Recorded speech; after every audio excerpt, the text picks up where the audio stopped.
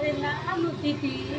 हमार कपे के इंदिरा आवास लेकिन सब पास हो गए जोर लेको होने सब पतिया सुन बे जाके ओ जिमाई से अपना कह देबे देतिनिया के लइकवा हवे सब जाके जोड़े ला अपना माई से दीदी ये बड़ा हम का कही जानता नहीं हमार कपे के लेटरिंग नहीं इंदिरा आवास दोनों पास भई रही अरे हमार दीदी ने उकुटी लड़ाई कैलस से कि का कही मुखिया के मेहररुआ के लगे 2 घंटा बैठ के से पैर भी कर रही कि कह दी मुखिया जी से कि भले हमार 2 महीना बाद पास हुई लेकिन एकर ना होखे के चाहिए ना दीदी ना हम ना माने हम छोड़ दें इतना आसानी से छोड़ दें हम मुखिया के पद से हटा दें अगर उ ना पास कैलन तो हमरा के जानते नहीं कर हम अपना बाप के बेटी ना हाँ हो गया।